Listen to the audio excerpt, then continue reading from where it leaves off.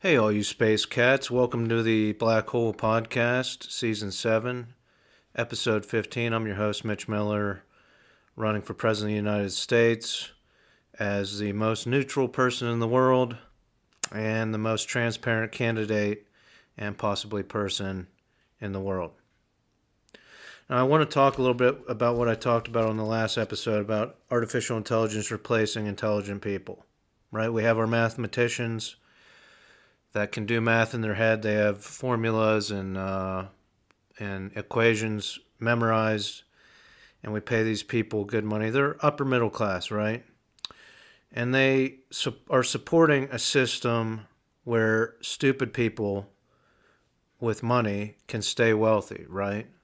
And they don't really challenge that system because humans are, especially intelligent humans, are risk averse, right? So they don't challenge these wealthy people who have designed a system where they keep all the money and they're not that intelligent. And now they'll have machines that hypothetically won't challenge those same stupid, wealthy people. Right? And as I said, people are risk averse. But are machines? That's the question, right? So nobody likes being called stupid. I understand that. And that's why, I talked about building this duel.us website where I challenge people to duels. But the first thing I'd like to do is challenge every billionaire out there and multi-millionaire to take a test I design to prove intelligence or to scale intelligence. A test, not designed by the institutions and governments that they support through their funding. A test I independently design, maybe with a group of intelligent people that we can administer to you. So that's your challenge. If you don't want to be called stupid with all your money, accept my challenge and we'll design the test. All right, so we have it's well known we have a corrupt system of lobbying in Washington D.C. and in the country overall. Some lobbyists work for decent people, environmental groups and things like that, but most of it is special interest, wealthy people lobbying government officials. So here's what I would do if I was an elected official in Washington, D.C., right? A lobbyist invites me to a lunch. I accept the offer, but we have our D.C. hot dog stand rule, right? So I go to my favorite senator's hot dog stand out there in Washington, D.C., and I buy a MRE, a military-grade meal ready to eat, MRE. Some people call them K rations. This is what we feed the military when they're deployed. It's a self-contained meal. I would buy an MRE, meet at their fancy restaurant in D.C., and I would give the waiter a $50 bill to take the MRE back into the kitchen and ask the chef to prepare the MRE however they like to be served when the lobbyist orders their lunch, right? Then I would sit and eat that MRE as a form of silent protest to the lobbyist system in D.C. That's what I would do if I was an elected official. But what's the matter, elected officials? Are you afraid to eat what they feed the military? I'll eat it.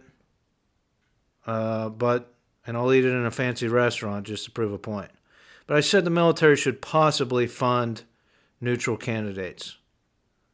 So I'm always coming up with new and interesting ways to fund my projects. And nobody ever takes me up on them, but I'm asking the military if they do fund a neutral candidate like myself, help me build my hot dog stand in D.C., right? I can lease, my friend has a camper van he built. I can lease my friend's camper van. I can come down to a DC military base, a base located near Washington, D.C., load up on MREs, meals ready to eat, K rations. Maybe the mayor of D.C. can grant me a special permit to set up my van right in front of the Capitol building.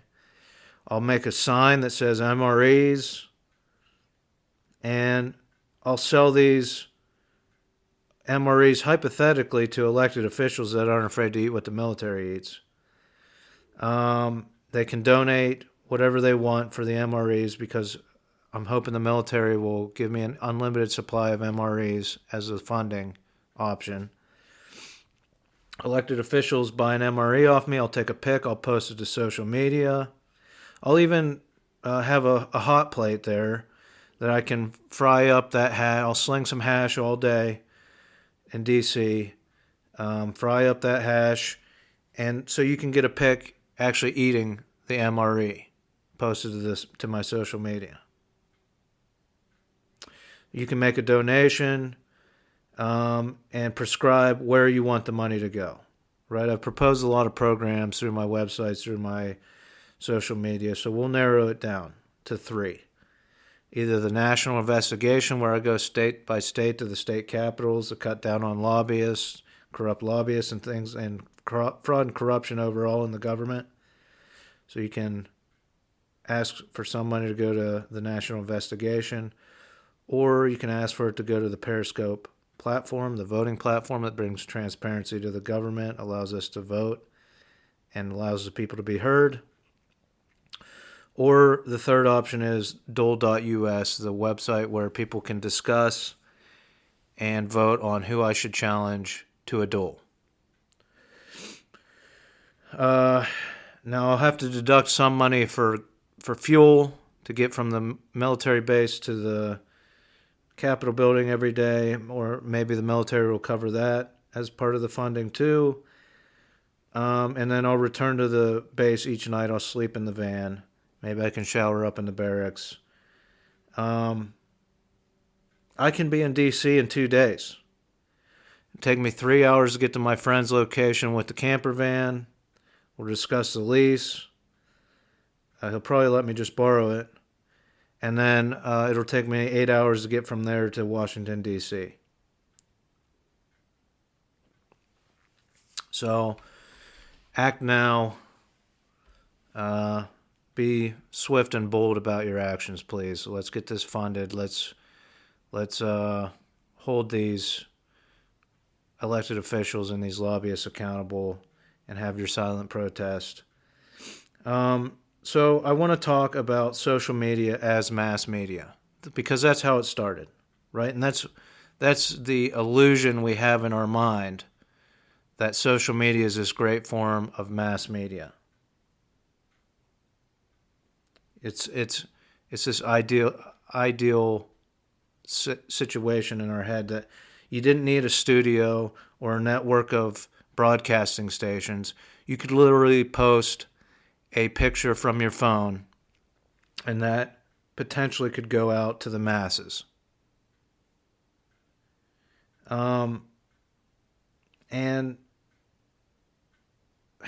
so that's what everybody has in their head that social media is, and that's why it gets such a good following and so many people use it.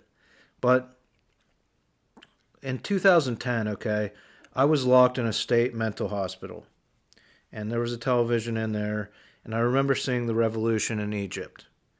I didn't realize because I stopped watching the television because they just parked us in front of the television all day, and I started pacing the halls and trying to get exercise. I didn't realize until this year that the phenomena of anti-government protests and upheaval known as the Arab Spring was occurring at that time, right? So we had the Arab Spring, these anti-government protests throughout the Arab world.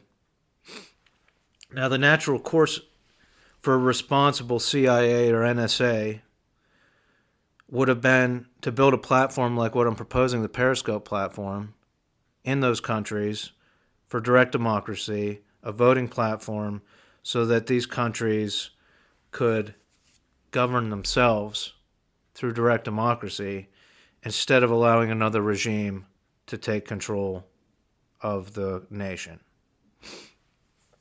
But what actually happened, because the intelligence agencies work for the wealthy and powerful, the powers that be saw what social media could do, right? And they introduced algorithms to social media.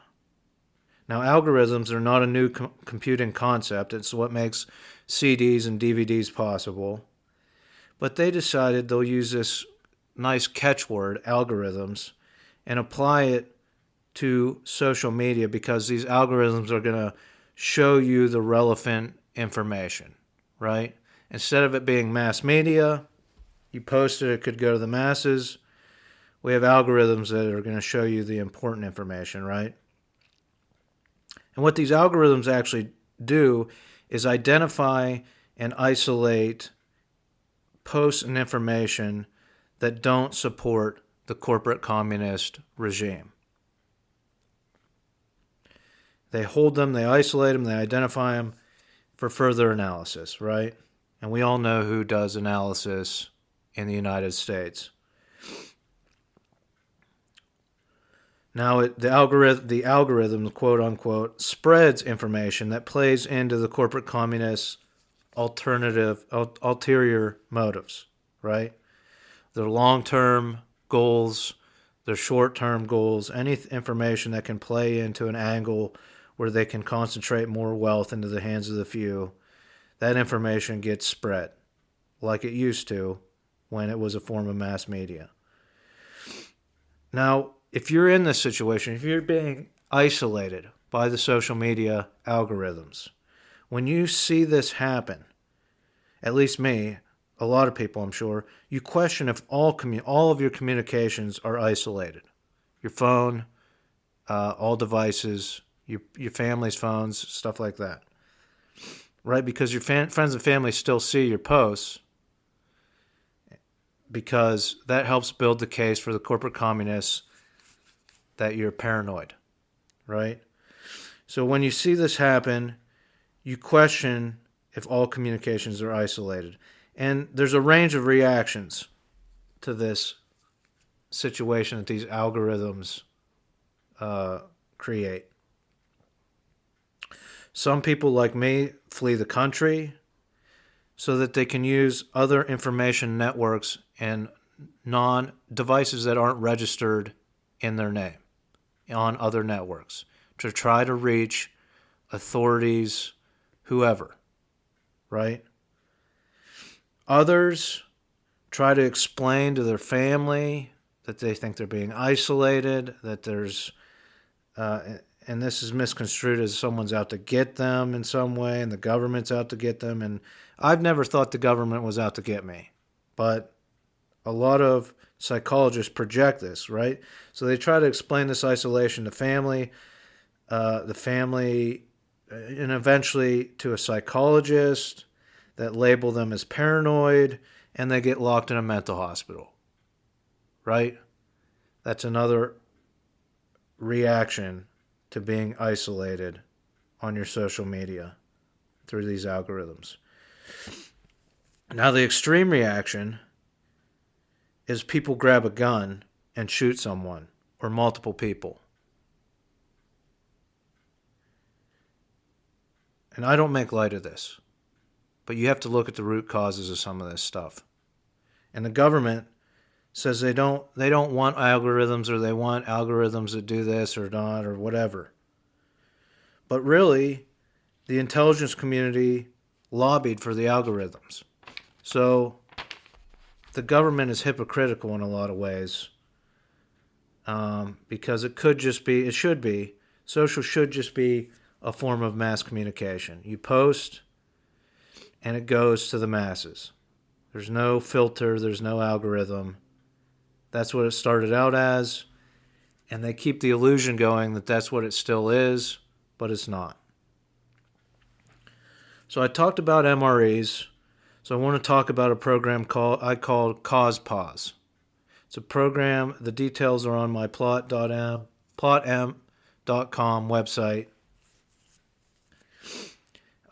It's a program involving house pets and FDA approved food chemicals. So I'm always looking for the root cause of problems, of issues, of situations. That's what makes a good elected official, I think. And I think the root cause of cancer can be traced, some of it can be traced to the chemicals in our food. Now, these FDA tests, they do these tests. They're only a year or months long. They test them on rats, and then they approve these chemicals, right? And the food companies, they swap the ingredients, and they can always go bankrupt if we ever trace cancer to these chemicals, to these food companies. But they swap the ingredients, come up with new brands, so that we can't really trace. And people eat different things, right? But pets eat the same thing every day. So this is where cause pause comes in. We can get testing that gives us an outlook of over 10, 15, or 20 years.